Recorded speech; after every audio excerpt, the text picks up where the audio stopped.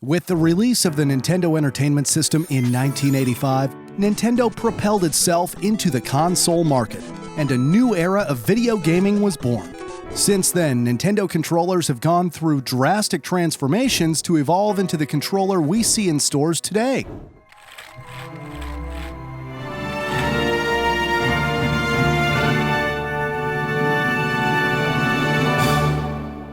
This is the evolution of Nintendo controllers.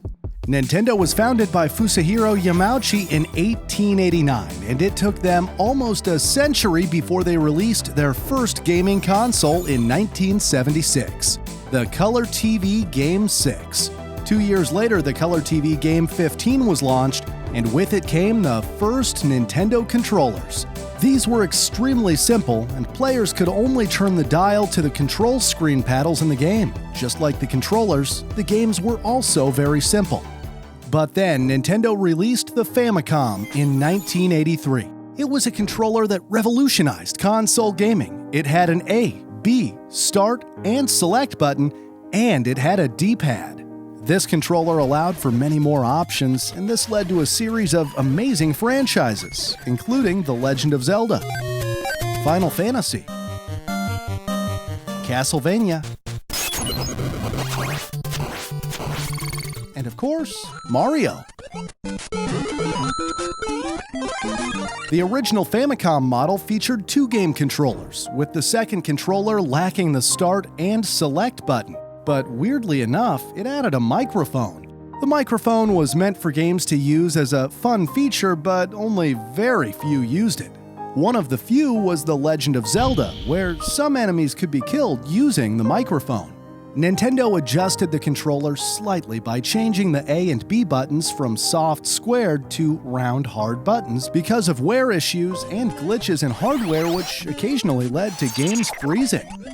While the Famicom was targeted towards the Japanese market, a differently looking version was made for the American market, known as the Nintendo Entertainment System, or NES. While the design was changed, the controllers were basically the same. Nintendo released a cost-reduced version of the NES in 1993. The controller wasn't brick-like shaped like the original, but more rounded and thus looked more like its successor. Fun fact, the D-pad was revolutionary for video game controllers. Nintendo had patented their D-pad design and later achieved an Emmy Award for it. The Super Nintendo Entertainment System was released in 1990. The controller added a rounded shape which was more comfortable. It also added X and Y buttons and two shoulder buttons. This gave players more options when playing games like The Legend of Zelda, A Link to the Past, Super Metroid, and Super Mario World. While the SNES replaced the NES, the Famicom was replaced by the Super Famicom.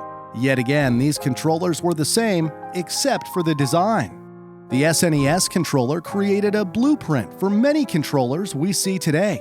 Several later consoles derived design elements from the SNES, including the PlayStation controller, which is almost identical except it added two handles and shoulder buttons. But also the Xbox and the Dreamcast controller were clearly inspired by the SNES controller. However, along with Nintendo's massive wins in the world of console gaming, came a catastrophic loss in 1995 when Nintendo released the Virtual Boy. The Virtual Boy was a 32-bit video game console with a head-mounted display. The controller has a very different design compared to its predecessor. It had 4 surface buttons, 2 D-pads, 2 shoulder buttons, and it added 2 handles.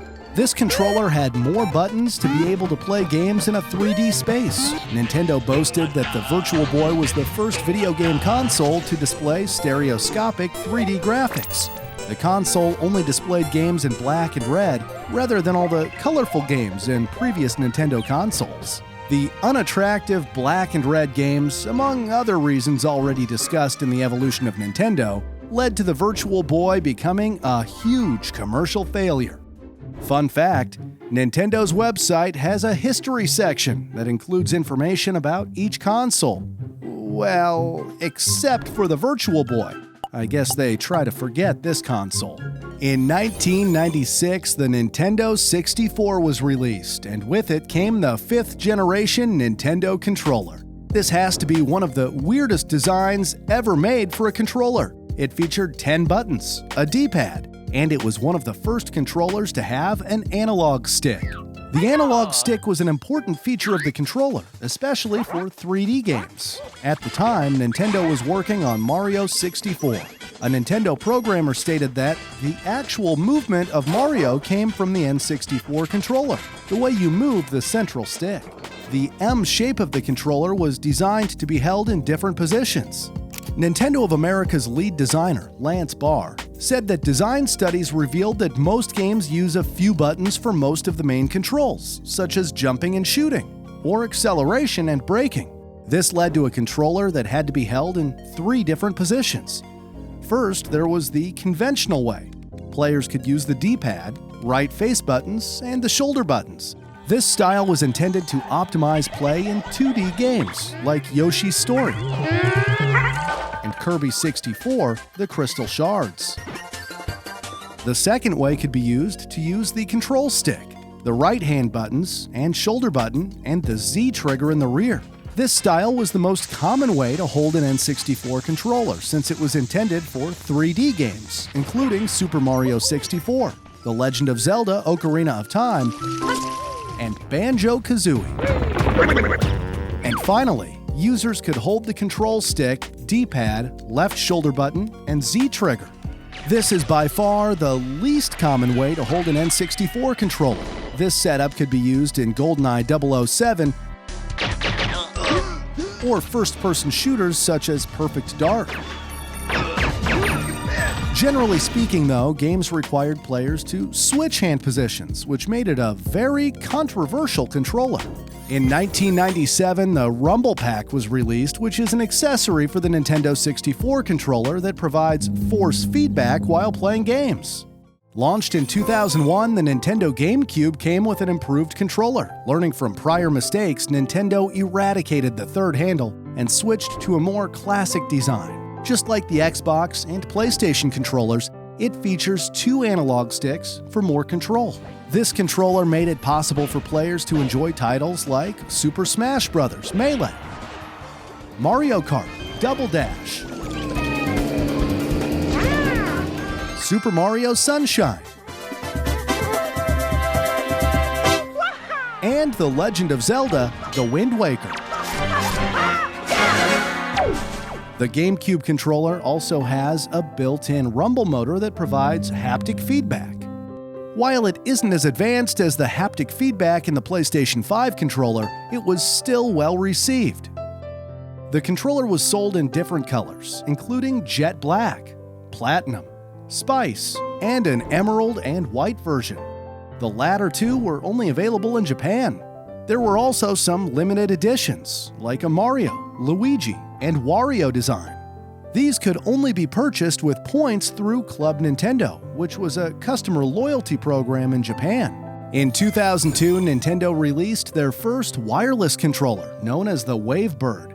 It took Xbox another 3 years before they launched their first wireless controller for the Xbox 360, and PlayStation even 4 years before they released the wireless controller for the PlayStation 3, known as the 6-axis. Nintendo went back to the drawing board to develop something the world had never seen before.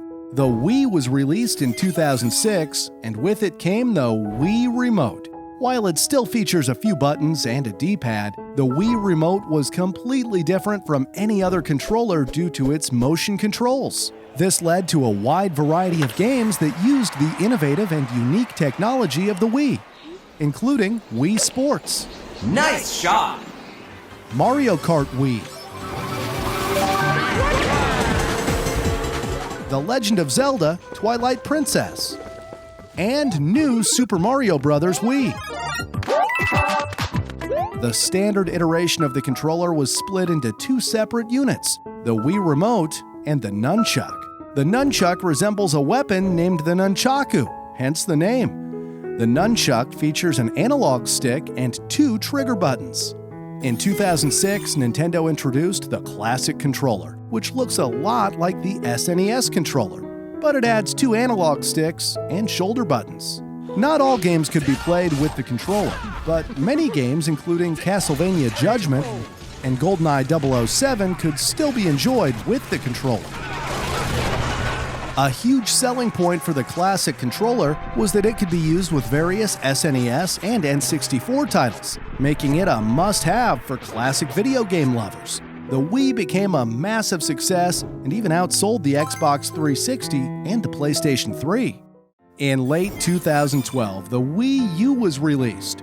The system's primary controller is for the Wii U gamepad. It features a 6.2-inch touchscreen, directional buttons, analog sticks, and action buttons. The screen could be used as a supplement to the main display or as the main screen. Games that could be played on it were Mario Kart 8, Super Mario 3D World, and The Legend of Zelda: The Wind Waker that was released in HD. Nintendo released the Wii U Pro as an alternative controller in order to appeal to more hardcore gamers. The design resembles the Xbox and PlayStation controllers. Despite best attempts, the Wii U was a commercial failure. Nintendo went back to the drawing board and yet again designed a unique console, the Nintendo Switch, in 2017. The Switch could be played as a handheld or as a home console. The Joy-Cons are the controllers of the Switch and have motion controls, which could be used in games like ARMS, Splatoon 2, or Ring Fit by attaching the Joy-Cons to a wheel. The controllers can also be attached onto a charging grip. This makes it more like a conventional controller. For players that wanted an even more conventional controller, there was also the Pro Controller. The Switch allowed players to enjoy many great titles, including Animal Crossing, New Horizons, Super Smash Bros. Ultimate, Almost here, and Mario Kart 8 Deluxe, Pokemon Sword and Shield, and of course, The Legend of Zelda: Breath of the Wild. Nintendo also announced the Nintendo Switch OLED model. As the name suggests, it features a 7-inch OLED display, which is larger than the original. The Joy-Cons are the same, except they're in white. So there it is. From the Color TV Game 15 all the way to the Nintendo Switch, Nintendo sure had its fair share of hits and misses over the years. Nonetheless, the company keeps improving and innovating their controllers. So I'm very curious to see how their controllers will continue to evolve. How do you think they could be improved even further? Let us know in the comments. Special thanks to all the Patreon supporters.